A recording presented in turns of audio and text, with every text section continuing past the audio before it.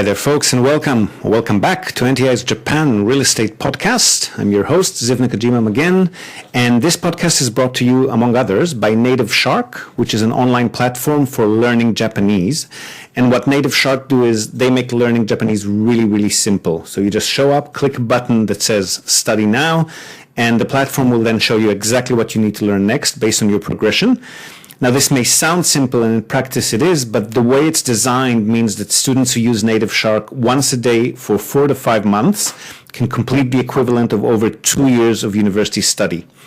And what they're also unique in is that they teach all of the types of Japanese that you wouldn't normally get in traditional schools or textbooks.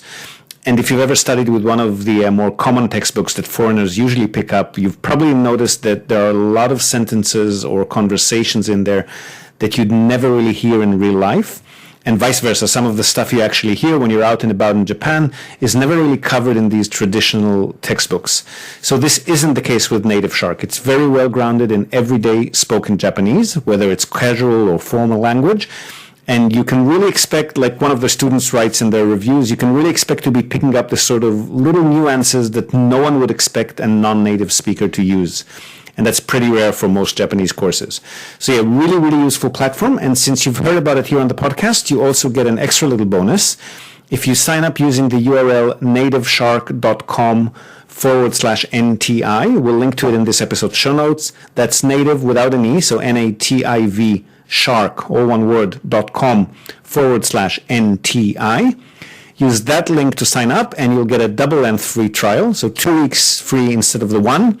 And you can sign up for that free trial without having to put any credit card or anything of the sort in there. So give it a go. You won't regret it. So for today's episode, I know that you love the business calls and the interviews and Q&A sessions. The download numbers definitely speak for themselves. But we've recently had a few requests come in from both readers and listeners of the podcast who've asked for a breakdown of the financial side of the property settlement process as it relates to buyers who are residing both in Japan and overseas. Now, this is a topic that we've covered in various segments in the past, but never all in one place or in a single episode. So I thought it would be a good idea to go back to the old format for a bit and just break down this settlement process as it relates to purchase funds and various costs all in one place, with an emphasis on where these funds go to at every stage of the process for both, again, resident and non-resident buyers. So first, the general process, and this is how it's also going to work for anyone resident in Japan and operating through a local bank account. So first step, making an offer or applying to purchase a property. This isn't an officially, financially, or legally binding matter in Japan. You don't need to put any money down, and you can back out at any point before signing the purchase contract, which is when you'd normally be paying your deposit. However, Japan being Japan, there's a huge emphasis on the quote-unquote proper way of doing things here. And as we've mentioned here in the past many, many times, foreigners already suffer from a sort of a tire kicker reputation in professional circles here, which is one of the reasons that realtors and sellers are often wary of working with foreigners. And if you pull out after your offer was accepted and without any reason that's anchored in the due diligence info that's received after the offer has been submitted, the seller wouldn't accept any other offers from you down the track. And much worse, that particular realtor will not work with you again. And most likely they'll stop responding to your emails and calls and such because it's simply not done here. You don't just pull offers back without any reason. So if in other countries it is common practice to send out a dozen or so non-binding offers on a bunch of properties that you're potentially interested in, and then just moving forward with the one that you like best, that's simply not done here. And if you do that, you'd eventually be blacklisted by realtors in the particular city. And the smaller the town is, the quicker word gets around and the less realtors you have to work with in the first place. So you definitely want to avoid that here. An offer is not officially, but practice-wise, an offer is binding. Now, as for due diligence info, so information related to the property itself, its condition, the renovation history, the total reserve funds in the case of a strata or co-owned building, and the tenant info in case of a tenanted property, in many cases, and particularly in more popular areas where listings tend to move very quickly, most of this information wouldn't be available pre-offer. So you'd note on your application form that the offer is pending due diligence info for all of the items that you're interested in knowing about. And then if any of that info is less than satisfactory, it is perfectly acceptable and proper, again, to then reduce the offered price or to pull back altogether. But again, funds-wise, no funds required at the offer stage. So once your offer has been accepted or renegotiated and then accepted, etc., you'd get all of your due diligence info. You would check it, confirm it, and maybe again resubmit the offer at a lower price if there's some risk factor in there that you'd want to mitigate. And then you'd go on to the purchase contract signing meeting. So at this stage, this is when you would be paying the seller their 10% deposit, which is the norm. And here it's important to note that there isn't really an escrow service as such in Japan, not officially. So funds would go directly from buyer to seller for both the deposit and then also for the remaining settlement amount. The realtors can and sometimes do act as go-betweens. So they're registered businesses and licensed companies, which does offer a certain level of protection.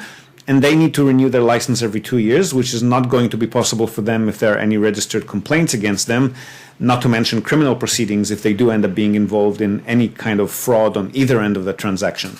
But even if a particular agency doesn't act as a go-between or escrow and funds are provided directly to the seller, there's always going to be a record, either via printed or handwritten receipt issued by the realtor as present on the day if cash was paid, or via bank remitted receipt if the transfer was done via bank transfer.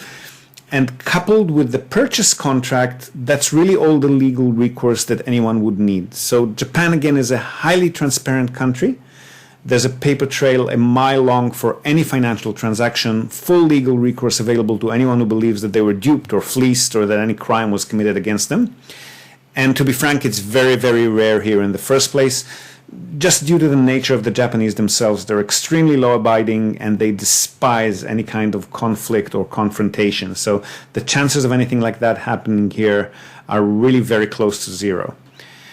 As an example, we've once concluded a settlement. So all settlement funds were paid. Everybody got paid for their fees and the legal and registration and everything. And then we found out post-settlement, we found out some of the tenant information that was relayed in the official documentation was actually not correct. The tenant in residence was not the original tenant as evident in the documents. We've floated this information to the realtor, and not only have they reversed the transaction at their expense, they've also immediately paid compensation to the buyer for the time and effort and expenses that were undertaken by the buyer during this whole process. So the realtors here are extremely by the book. There's a very, very, very tiny chance of anything untowards happening with licensed companies involved. Then following the contract signing, and the contract signing will also include a schedule for settlement, then the realtor agency will put together a settlement statement, which will include a breakdown of all the fees and payments that needs to be charged and debited and credited on settlement. So these sort of payments will include the agency's fee, the total settlement amount remaining minus the deposit paid, the property tax adjustment, which normally would have been paid in advance for the whole year by the seller, so they need to be refunded by the buyer for the period of the year remaining from settlement and onwards. The rental income, which would have been paid to the seller by the tenant in advance for a month or two, so that needs to then be credited to the buyer for the period of time from settlement and onwards. Another credit to the buyer for any security deposit that was paid to the seller by the tenant when they moved in. So this security deposit then needs to be credited or transferred to the buyer as well, since they'll be the ones who will need to pay it back to the tenant if and when the tenant leaves, assuming the property is in good shape. In cases of condo units in co-owned blocks, strata again, the seller would also have paid building fees in advance for a month or two at a time, so that needs to be debited to the buyer as well from the day of settlement and onwards. And at the same time, while the agency is preparing the settlement statement, the judicial scrivener, which is the Japanese equivalent of a property lawyer, will also invoice the buyer for the legal and registration fees involved in the ownership transfer. Now, this amount varies depending on the official valuation of the property, but it's normally, the official valuation would be at least a little bit different to the sale price and sometimes can be very different. So legal and registration fees can be anywhere from 1 or 1.5% and all the way up to 6, maybe 7.5% of the purchase price. So depending on how expensive the property is, pricier properties will carry a lower percentage in legal and registration fees and vice versa. Areas that have experienced growth in recent years will carry lower official valuations, and as a result, legal and registration costs would also be lower percentage-wise. So really anywhere from about 1 to 7%. And then the scrivener will also provide both parties with legal documents to have signed and witnessed for the transfer to take place on the day of settlement. Now, if both parties are residing in Japan, it's not actual witnessing by any notary public or such that needs to take place. Instead of that, they simply use their official seal or stamp, which is known in Japan as the hanko or inkan, and they attach a sealed certificate or inkan shome, which they can easily get at their local ward office, city hall, for about 300 yen or approximately $3. So then on the day of settlement, the buyer will remit all of these funds to the seller, the realtor, the judicial scrivener accordingly. The seller will provide the property's title deed to the judicial scrivener a few days prior to settlement. So the judicial scrivener, the property lawyer, will be holding on to the title deed. And once the funds have been remitted, either individually or to all three parties, or again, in some cases, they might be remitted in bulk to the realtor, and the realtor will then distribute them to where they need to go. The scrivener will then confirm that all funds have been remitted and received as per the statement and as per the legal and registration fees invoice. And once that's all been confirmed, the scrivener will then liaise with the Legal Affairs Bureau, which is the government agency in charge of property ownerships and transfers, and they will then conduct the ownership transfer from seller to buyer. Now, once that's been done, it'll take a few weeks for the scrivener to receive the new title deed and registration documents from the Legal Affairs Bureau, as well as a certificate of ownership transfer, and then they'll ship all of that directly to the buyer or via the buyer's representative if they're not residing in Japan. Now, judicial scriveners, again, are registered and licensed government-appointed operators, so they're monitored, they're regulated even more strictly than realtors. And there's, again, zero chance of them being involved in any monkey business in Japan. Now, it's also important to note that in Japan, realtors normally charge both buyer and seller, and their fee works out to be, that's a legally mandated fee, works out to be 3% of the property price plus 60,000 yen, so about $600 extra, plus tax. And they charge this fee to both sides if they're the only realtor involved in the sale, or in cases where there's a seller side agent and a buyer side agent, which is often the case, then the seller side agent charges the seller, the buyer side agent charges the buyer. Legal and registration fees, or the judicial scrivener's invoice, those are charged only to the buyer, so there's no legal and registration costs to the seller.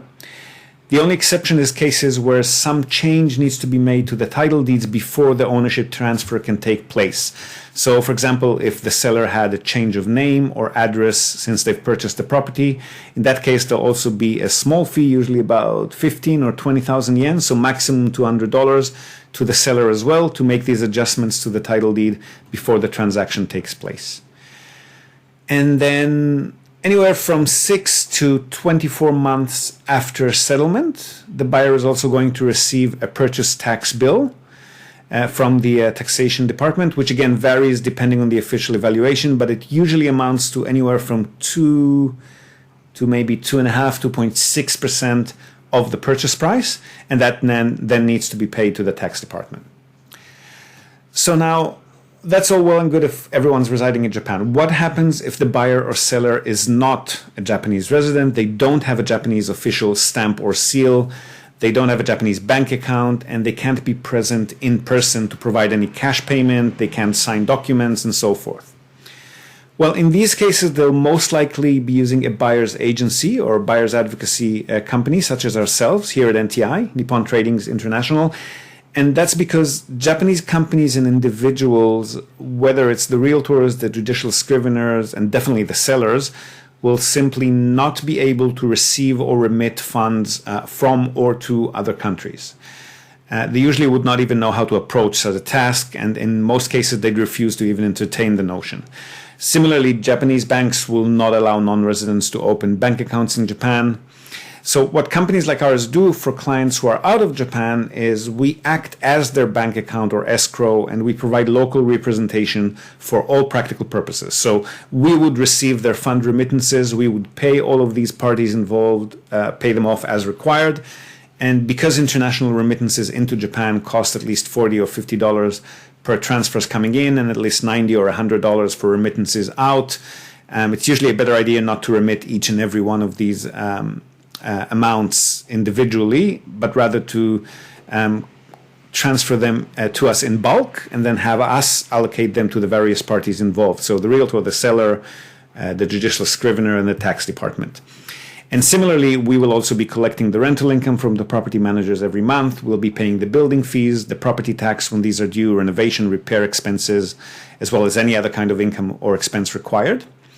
And we then provide clients with an annual account a couple of months after the end of every year. At least this is what we normally do. We've been delayed this year due to some COVID-related admin stuff issues, but we still provide approximations at least so that clients can instruct us to remit funds back to them at any time if they wish to do so. And we also officially act as clients' escrow for all practical purposes. And now, because you don't have, as a non-resident, you wouldn't have a inkan, a hanko, or an official stamp or seal. In that case, you will be visiting a notary public in your country of residence and have your signature on all of the documents required done and witnessed in English. And we would be then providing ad hoc translations to all parties involved so that they know what documents have been filled in. Now, we're also a licensed and registered Japanese company, so we have to comply with very similar monitoring and regulation to what the realtors do. And of course, all purchase contracts, title deeds, etc., are all in the buyer's name. So they're still confirmed by the judicial scrivener before and after settlement, regardless of where the buyer is residing. So there's absolutely no chance of any swindling or fraud taking place. And we're, of course, always happy to let new and potential clients speak to any of our existing clients ahead of engaging our services as well, just to set their mind at ease and let them know that they're in good and safe hands. And that, in summary, is the purchase process. So this is where and how funds are being allocated for each and every property transaction that takes place in Japan. Now, there are not too many financing options for non-residents. We've discussed this here on the podcast many times. So everything I've just laid down here relates to a cash purchase, which is what we normally handle. In cases where the seller has a mortgage, the seller is usually a local Japanese resident, so they might have a mortgage on the property. In that case, the judicial scrivener will also need to visit the lending bank or institution on the day of settlement and use the settlement funds to pay off the loan before ownership transfer can take place. But otherwise, that's it. So pretty much the same as any other country, except there's no official escrow arrangement in Japan. So funds either go directly from the buyer to the various entities involved in the sale that need to get paid, or through the realtor, or through the buyer's agent representing the buyer, like ourselves. Pretty simple, really. Now, before we go, we're also, as always, going to tell you and also link to our other sponsor's website. That's Hiroshi Shimizu, immigration lawyer and administrative scrivener. If you're thinking about moving here on a more permanent basis, or you are already in Japan on some sort of a more temporary visa and you want to switch to a longer term or permanent one, and also if you're considering setting up a local company or branch office of a foreign company, and you've got any sort of business or visa-related inquiry, or even if you just want to find out what your options are on any of these topics, feel free to contact Hiroshi Shimizu. You can find him at japanimmigrationexperts.com, and he can help you set up a company, apply for any kind of visa, or just provide you with the best advice and extremely affordable consultation related to these topics. And he's already done that for many of our listeners and our clients. So feel free to reach out to him. Again, that's japanimmigrationexperts.com, all one word, and you'll be well on your way. And that's it from us for today, folks. Hope you've enjoyed this episode of the Japan Real Estate Podcast. Do share it with your networks, and please let us know what you think. So leave us a short rating, review on the iTunes Store, on Spotify, wherever you're tuning in from, or just drop us a line in the comments section or wherever you might have found this episode. We love hearing from you. Hope to have you with us again next time, and until then, have a great day or night ahead. Yoroshiku.